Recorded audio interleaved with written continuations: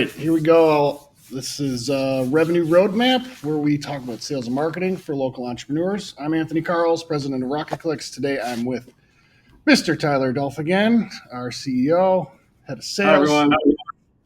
We are talking about sales again. Today we are going to be talking about the perfect sales process. So here at Rocket Clicks, we follow some methodologies taught by Grant Cardone. So we're going to be reviewing some of that. Today, we're going to be talking about the perfect sales process. Obviously, sales is very important to driving revenue, so we're going to talk a little bit about that, why some of these elements are important, how they help facilitate sales, how you can determine whether or not these are being done well in your organization. Before we get into that, though, last time Tyler was here, we didn't really dig into him. So, Tyler, tell us a little bit about your background and history in sales, and then tell us why you chose sales as a career. So Wow. Curveball. Well, curveball. Let's start with your history. How'd you get into sales? What's your story? What's your backstory? So my dad was a salesman. His dad was a salesman. I think his dad was a salesman, so it's in the blood for sure. I went to school for sales and marketing. It was something that I always wanted to do. I loved meeting new people. I loved building new relationships. When I got out of college, I knew that if I could work at a small company, I'd have a chance to do a lot of things and make a real impact. And so I immediately wanted to find a startup business. And I found a digital signage company that specialized in digital menu boards. And the very first sale I ever made was to the Colorado Rockies for their whole lower concourse. And it was a humongous sale. And from that moment, I was hooked. I'm like, wait a second, I can actually control my destiny if I can create awareness and actually provide a solution that people will use. I always, I got turned off by the used car salesman sales tactics of grimy, not having to really worry about what happens after the sale. I loved the building relationships part of selling. And so when I came to Rocket Clicks, knowing that we sort of are built to build relationships for the long term, I knew that selling here would be different because we could build long-term relationships, and our business is built on recurring compounding revenue. So you couldn't have one sale and then screw it all up. You had to keep selling and adding value and building trust every month. Nice. Awesome. So why'd you pick sales as a career? What, other than just like because I think your brother's also a salesman, right? He is. Yeah, it's in the family. Just you're like the Kennedys, but for sales. Yeah, we love it. There's a part of, I think, selling, being able to control your own destiny, knowing that if you're good at your craft, you'll always have a job. You'll always be able to add value to organizations. And so I think personally, I find security in that, knowing that if I can build relationships, then I'll always be employable. Yeah. Well, and you've done a fantastic job here at Rocket Clicks. I think because you weren't always the CEO and co-owner here. So what was your parlay into that? How did, I know when you joined, we were pretty small. That was after I was an intern. I wasn't even here anymore at Rocket Clicks, and I kind of came back a lot longer time frame after. But you've been here I think you've been with our 9 years now. Yeah. Look a lot different when I first came in. We had 5 people and 9 clients, so very, very small. Yeah. I met with our owner, or my now business partner, Jeff Hughes, and he sat me down and he said, "Listen, I want to give you the opportunity to drive some sales here, and who knows what will happen after that." But he said, "Revenue is oxygen. Business your size, you need to get deals." And at that time, it was so true. We just needed anyone and everyone that had a marketing problem. We wanted to try and solve it for them. And over the years, we've become much more refined in who we can work with and who we like to work with and who we can best perform for. But those early days, it was we got to grow or die. And our very first client was a tiny little beauty shop in, they were in Virginia. And I remember just trying to work with them as much as we could to help that little business grow online. and it really parlayed from there. My second client was actually a client that's still with us today, 9 years later, a big manufacturing company. So it was just take small steps forward, add as much value as you can, make sure that we're delivering on a regular basis. And we're what, 60 people today and 100 clients, something like that. So it's been a fun journey for sure.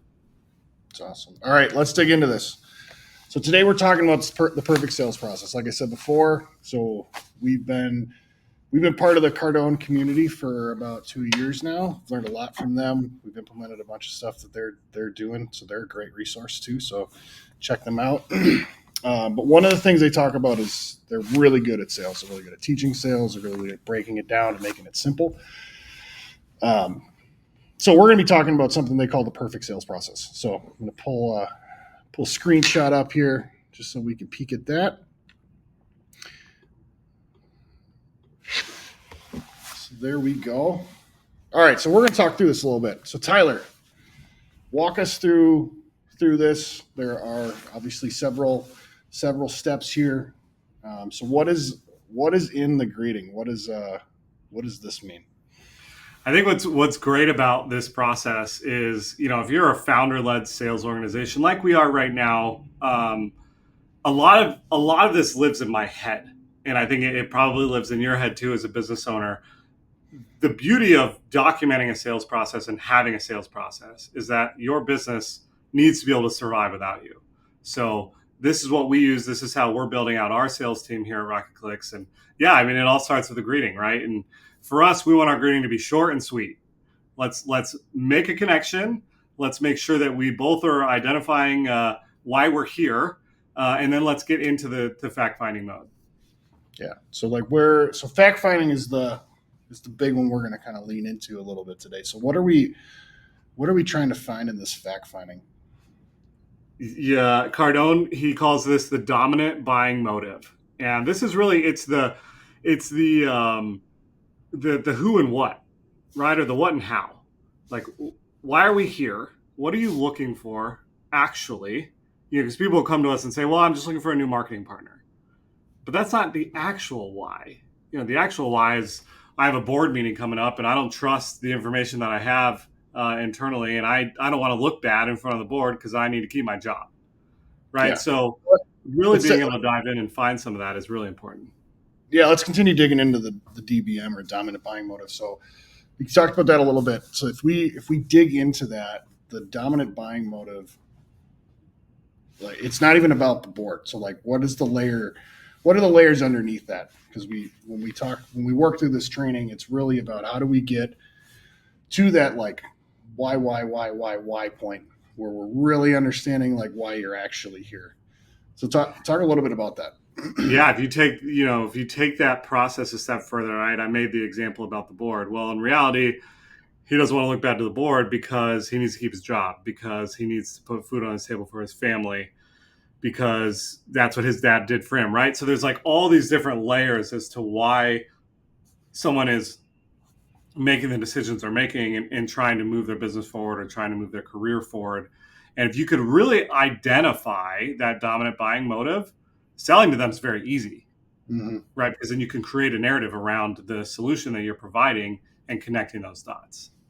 Yeah. So I know we have one client that just joined us that their DBM is they had an internal marketing team. They now no longer have an internal marketing team. So we're meeting with the president and the CEO. We are their 100% strategy arm. We are their execution arm. We are responsible for all of that.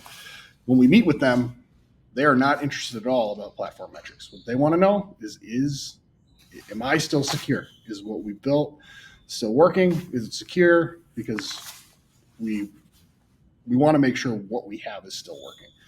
So like when they come to those meetings, it's all about security, because they know if this doesn't work and it stops working, their business starts failing.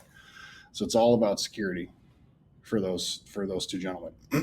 Yeah, I think that you touched on something really important, and it's not only the initial sell, but for us at Rocket Clicks, we're selling every month, right? We're meeting with our clients on a regular basis, and we're having to continue to press and make sure that there is security within the dominant buying motive through every piece of communication. Yeah, it's good. So what else in here are we looking for? So you talked a little bit about kind of really understanding their intention. So that really boils down into like why they're here and how they buy. So let's talk a little bit about how we dig into that stuff. Yeah, there's a lot in identifying needs, and I call this like aligning on what success looks like. Right. So they come in with a preconceived notion of I don't like what I have right now, or it's not working, or whatever the case is. But there is some image in their head of like what perfect is.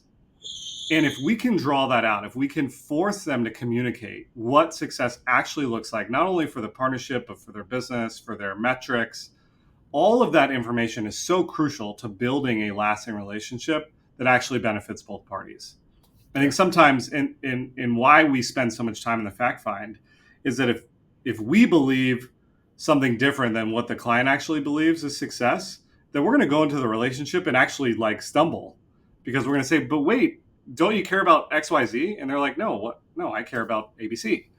Right. And so being able to identify that, communicate it, and I literally make clients say, like, so what I hear you saying is success looks like blah, blah, blah. And I make them say, is that right? Like, you agree with that? And so forcing that approval and ensuring that there's alignment there is so important. Nice. And then what about the how? So we talked a little bit. So we talked about the why. Why are we here? And then what about the how? So like digging into that is like how do we get them to tell us exactly how to sell to them because they actually will. Yeah, it's asking questions like what's actually needed to buy, right? And how did you buy before? And who actually signs the contract? And who's the account person on the team that we're going to be talking to or the point of contact? Being able to get through those really important details and they may seem mundane or you don't want to ask because you're in the selling mode. But if you don't know those things, it's actually going to set you up for failure in the next step, which is demo and close. Yeah. Yeah. So like what are so like when you dig into that, like what do they actually do? They're like really willing to. Oh, they start like puking important information to you, right? They're just like, oh, well, actually, you got to talk to Susan in accounting because she's the one that reviews the contracts and she's not going to sign anything that's over a year. So just so you know, and they start like just giving you all this really important information. So that when you come with the proposal or when you come with the demo, it's so buttoned up to exactly what they're expecting that there's no back and forth. There's no second guessing. You don't want any buying remorse. You want to be able to come confidently with everything they've already told you. Nice. All right. So now we get to the demo. So what does that look like? What are we talking about there? Yeah, Rocket Clicks, our demo, I believe is such an important step because it's an opportunity for us to showcase that maybe we're not just fun and enthusiastic and happy to build a relationship, but we're actually good at what we do. And so what we do is we take and do an audit of our clients' performance accounts. We do an audit of their website, and we come back and we present real opportunities. And I think this is important for us to showcase that we're a little bit different. Here are the ways that we're a little bit different. And then here's some tangible things that you can take away, whether you decide to work with us or not. That becomes a really great value add, and it pushes the conversation forward to say, hey, if you like what we had here and we only spent a couple hours on this audit, imagine what we can do, if we were working together on a regular basis. Yeah, just a tangent a little bit. So how do our audits typically compare to other agency audits? Because I know it's very different. Yeah, I would say our audit is one of our biggest differentiators in the sales process. We actually take team members off of accounts and have them work on these audits as if they were a client. Right, so we're not just going to pump. We're not just going to use some tool. There's tools in our community like SEMrush, for example, where you can put your website in and it'll just pump out 100 errors or issues with no sense of prioritization or if they're actual issues or not.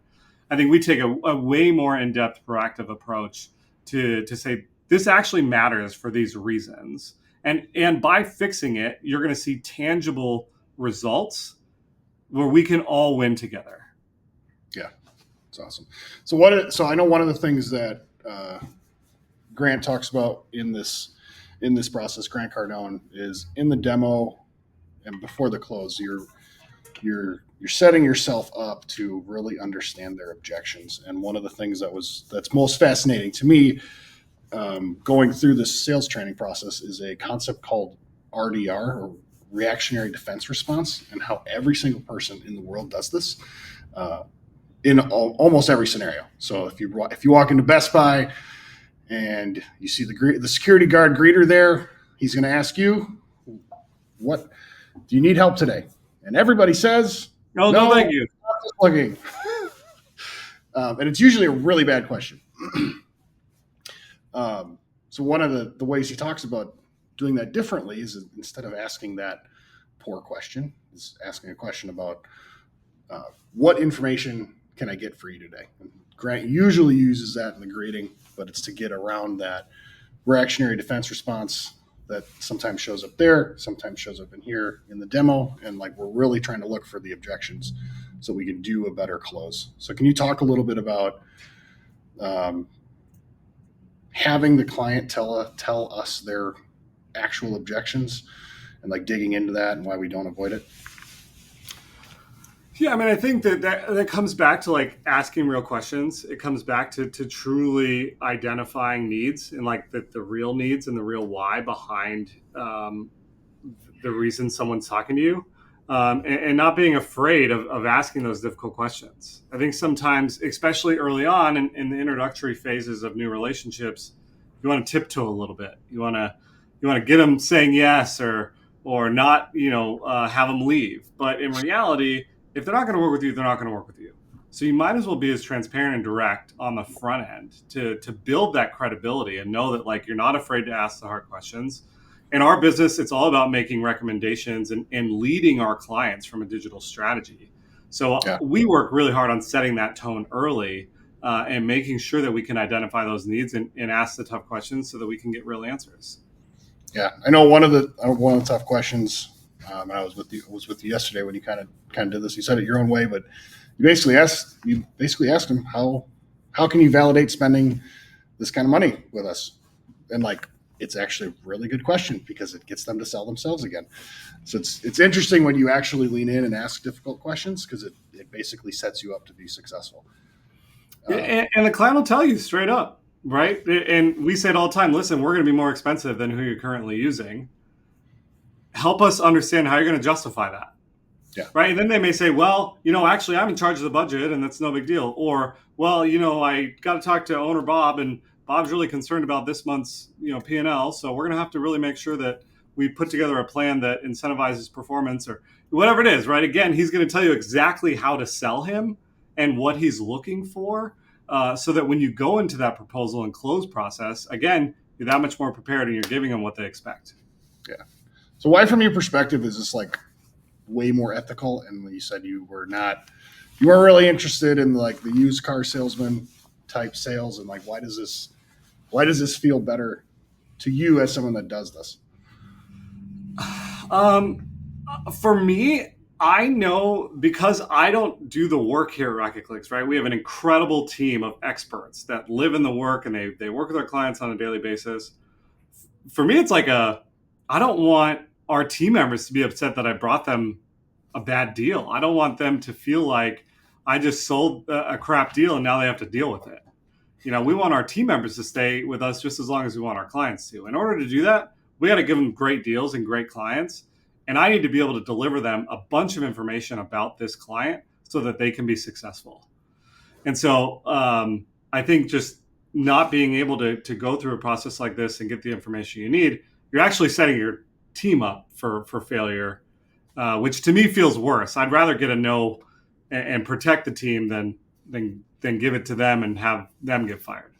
Yeah, nice. So obvious question is, why is having a sales process impactful to revenue in the short term and in the long term? So you talked about owner-led sales a little bit. So like, how does this fit into like long-term revenue growth? Again, it's getting the process out of your primary salesperson's head and then creating scalability, right? Because someone is going to buy from me differently than they're going to buy from a head of sales at Rocket Clicks or a sales intern at Rocket Clicks. And so if we're all following the same process, it's going to feel more natural and feel more concise, right? Which is why McDonald's stays the same in every country and every location. You have to be able to create consistency for scale. So as you go from founder-led sales to hiring your first salesperson to then becoming a sales manager and having a team, that team needs a process that they can follow because they're not going to be you. What are some signs that I have an order taker versus someone that's actually doing good sales for me? Step one is you got to be involved with the salesperson, right? You got to listen in on their calls. You have to do role playing, and we always say role play with each other. Don't role play with clients. But an order taker is they're gonna keep it surface level. They're not gonna ask the hard questions. They're gonna say, they're gonna check the box. Okay, Bob, you want a red sedan? Great, here it is, red sedan.